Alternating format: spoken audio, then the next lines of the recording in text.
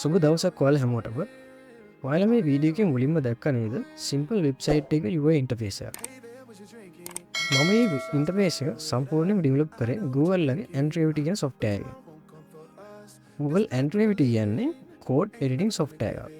හැබැයි මම අද කියන්නේ code use කරලා programming knowledge use කරලා software එකක් හරි website එකක් හරි develop කරන්න කොහොමද කියන එක නෙමෙයි. අද මම කියන්නේ සම්පූර්ණයෙන්ම prompt එකක් විතරක් use කරලා කොහොමද වෙබ්සයිට් එකක් හරි software එකක් හරි code editor එකක් කරා develop කරන්න කියලා. ඉතින් එහෙනම් අපි මුලින්ම බලමු කොහොමද මේ Google Android කියන software එක download කරගන්නේ කියලා. මුලින්ම ඔයා Google එකට ගිහිල්ලා Google Android කියලා search කරන්න. ඊට පස්සේ මේවට එන මුලින්ම හම්බෙන official Google Android ලගේ website එකට ගියාට පස්සේ ඔයාට මේ පැත්තෙන් පෙන්වන download button එක click කරන්න. එතනින් ඔයාට ඔයාගේ macOS හරි Windows හරි OS එකට අදාළ software එක select කරලා setup එක download කරගන්න. ඊට පස්සේ ඒ software එක සාමාන්‍ය විදිහට install කරගන්න.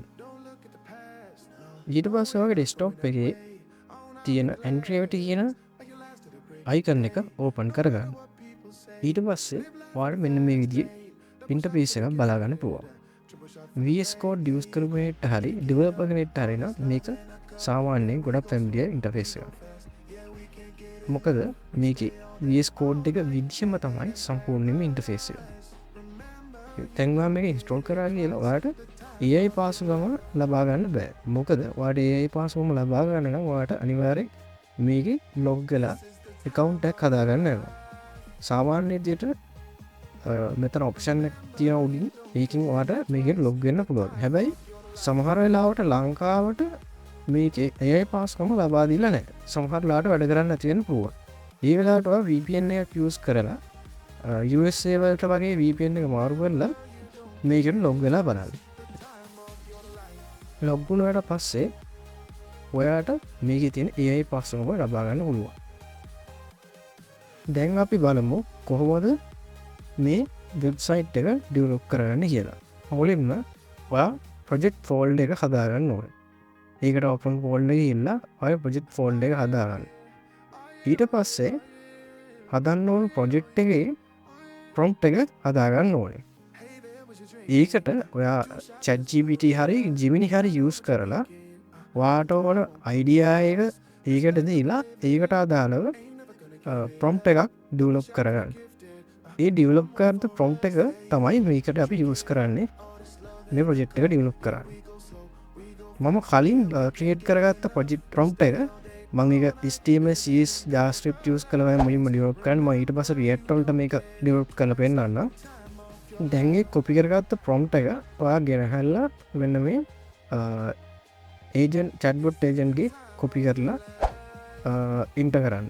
ඔයා enter කරද්දී එතන select කරලා බලන්න මොකද්ද මේ තියෙන්නේ Gemini AI 3 Pro ද කියලා බලලා ඒක enter කරලා බලන්න. දැන් ඔයාලට බලන්න පුළුවන් මේක generate වෙනවා. එයා ඒක සාමාන්‍යයෙන් විනාඩි 5ක් 10ක් අතර කාලයක් ගන්න. සාමාන්‍ය project එකේ requirement එක අනුව time එක වෙනස් වෙනවා. දැන් මේක පොඩි වෙබ්සයිට් එකක් හින්දා මේක එච්චර කාලයක් ගන්නේ නැහැ මේක ඩෙවලොප් වෙන්න. දැන් ඔයාලට බලා ගන්න පුළුවන් ඒකේ සම්පූර්ණ විස්තර ඩෙවලොප් වෙනකොට මොනවද එයා හදන ෆයිල් ෆෝල්ඩර්ස් මොනවද ඇඩ් කරන හැමදේම එයා ඩීටේලි පෙන්නනවා. දැන් එයා ඒකේ අර ඉමේජස් වගේ ඇඩ් වෙන්න දිනවා ඒ ටික එයා රෙනෝ බනාන එක හරහාම ඩෙවලොප් කරලා ඊකට ඇඩ් කරනවා.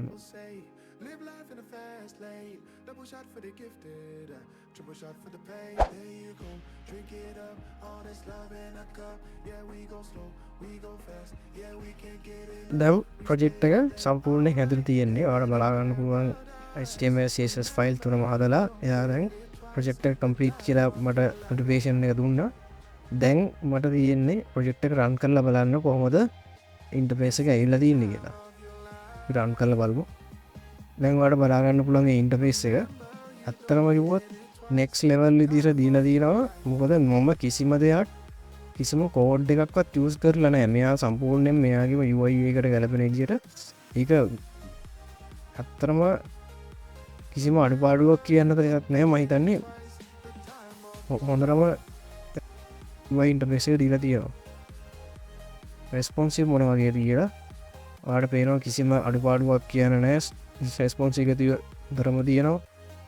fully responsive විදියට ඩෙවලොප් කරලා තියෙනවා. දැන් අපි මේක React වලින් ඩෙවලොප් කරලා බලමු. මොකද සාමාන්‍යයෙන් JavaScript HTML CSS use කරලා වඩා React වලින් තමයි මේක ඩෙවලොප් කරන්න වටින්නේ. හින්දා අපි React වලින් ඩෙවලොප් කරලා බලමු මේක ඒ විදිහටම දෙනවා කියලා.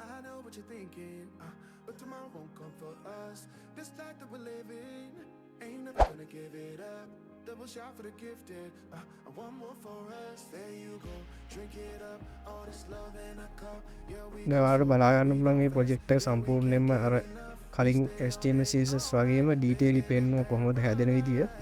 දැන් ඒක අන්තිම හරියට ඇවිල්ලා තියෙන සම්පූර්ණ ප්‍රොජෙක්ට් එකේ ලොකු කාලයක් ගියේ නෑ. මම හිතන්නේ විනාඩි